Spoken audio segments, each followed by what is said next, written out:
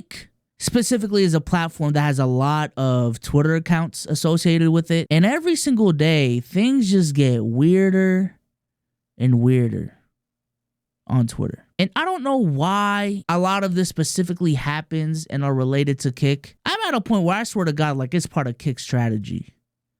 So what I mean by this is this tweet right here, okay? This is from Kick Champ.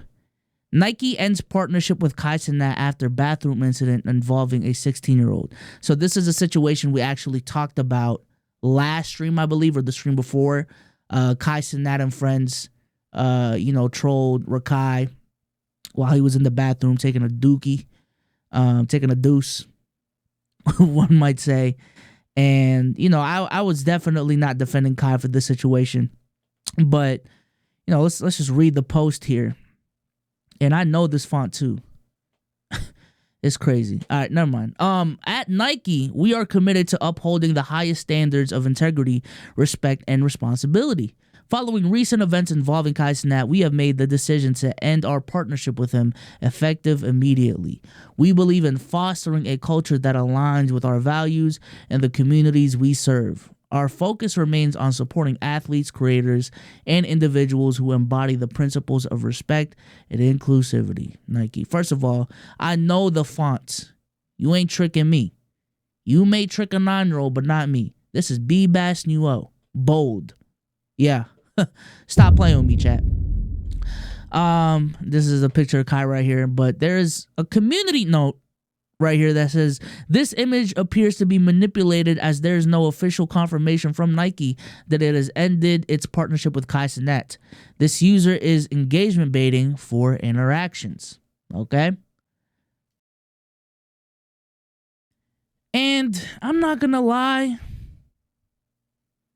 it would be one thing if this was just a one-off situation.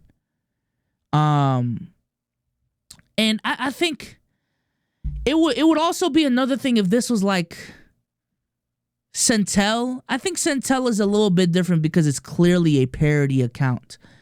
But I think this is an account that specifically doesn't I don't know. Maybe that is the goal of this account, is to become like Fear Buck Centel. But this account is just nasty.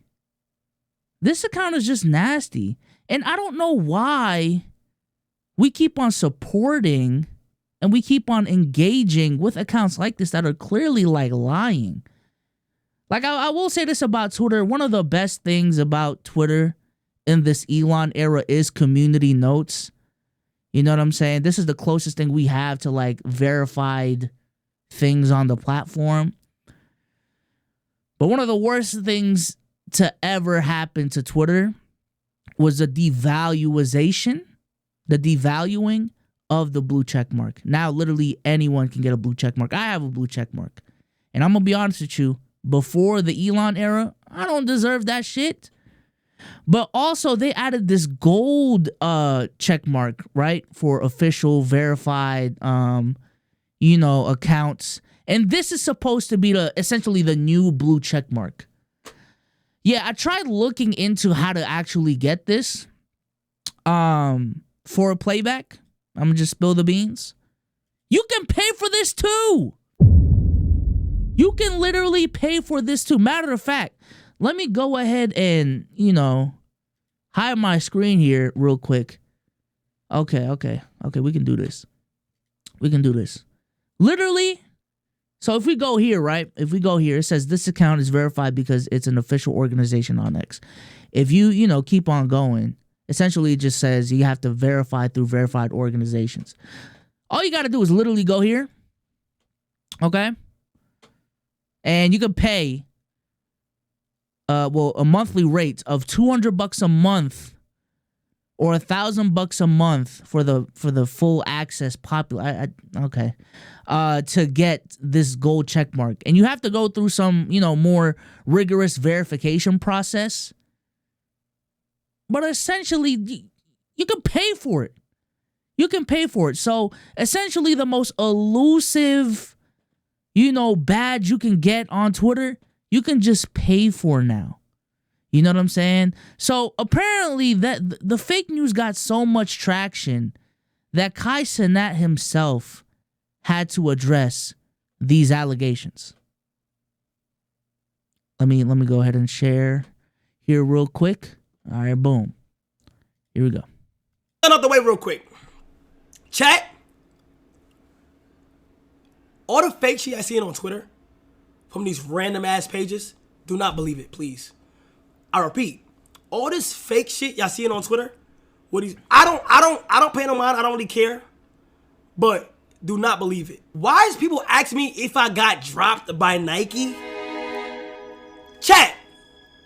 It is so obvious to point out fake from real. These niggas is saying anything. I'm over here just doing it, just doing my thing. You feel me? And I'm seeing bullshit online. Niggas, my mom calling me, yo, we ain't getting no more ducks. Ma, relax. Ma, you still Nike'd up, ma. We just doing it, okay? Everything I be seeing is cap, bro. It's all cap, bro. You feel what I'm saying? Yeah, chat. We still checks. She said, we ain't getting no more dunks. And that's funny, man. That's funny. All right. So let's go ahead and keep it pushing. There's another example right here as well. Because again, it's specifically coming from this account. I ain't gonna lie. So this is another one right here. Several people have reported rashes and skin irritation after using Kai Cenat's Tone skincare product.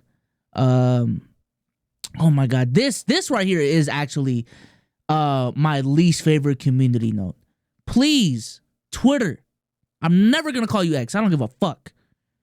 If you are going to continue putting this community note that this tweet is not allowed because there's a stake ad on it, I don't give a fuck if you add a community note. Just take it down if it truly is against TOS. Just take it down.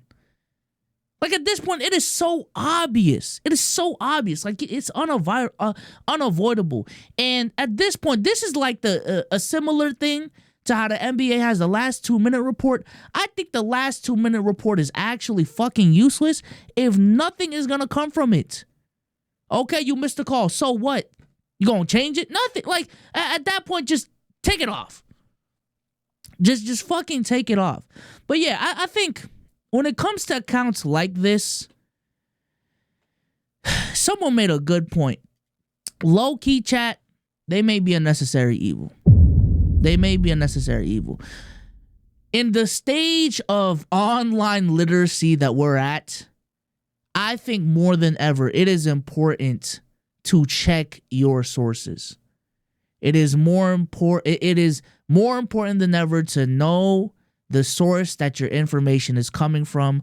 Know that, you know, the whatchamacallit. Know that the news and the information you're coming from is coming from a credible source, you know? So one could argue that these fake news accounts are a necessary evil because it enforces people and it forces people to double check their sources. Because if you send a message to your group chat, or if you, quote, retweet, you know what I'm saying, a piece of information that's clearly fake, then at that point, it becomes on you for not knowing where your information came from. And I think that is a valid point. I really do think that's a valid point. However, I think some of these accounts are definitely taking it too far in terms of the allegations that they're putting on creators. Knowing how the internet actually does work, knowing that a lot of people are gullible, knowing that a lot of people will believe whatever they see, especially if there's a gold check mark next to it. I do think it is ultimately still fucked up that there are people profiting. There are people, you know, making money off of spreading misinformation. And I'm not gonna lie, damn, you're slandering Sometimes not even slandering, just straight up slandering some of these people that they talk about. And I just also find it interesting as well how this is only a problem with Kick. I'm gonna keep it a stack. Maybe I just don't know ball on like other Twitter accounts for Twitch and for YouTube. But this whole culture of just degeneracy is so like unique to Twitch. Well, there's some degeneracy on Twitch as well. But this level of degeneracy is just so associated with Kick. It's actually insane. And I do feel bad for the good actors that are on Kick, because the last time I did talk about Kick, you know, there were people in the comment section talking about, man, if you don't know about the community, if you don't know about Kick, just shut the fuck up. You know what I'm saying? Because, you know, there is an actual dedicated community there that believes this is the best platform for them for other reasons. And there is legitimate case as to why a streamer should use Kick outside of just making degenerate content. So I definitely got their point. And I will say this, I follow like Kick's account, like their partner program or whatever, their support. And they are making strides within the streaming space that I think are legitimate. You know what I'm saying? I think they are making changes now as the platform is maturing to low-key separate themselves from the crowd. I was on their page. I was actually on Kick the other day. And like their discoverability is just completely different now that I'm really looking at it compared to Twitch. Like it really just is. Like we can look at it right now. We can go side by side between Kick and Twitch. So this is Twitch right. This is Kick right here. Excuse me. Right. This is Kick right here. Still a lot of similar elements, and this is Twitch. This is Kick.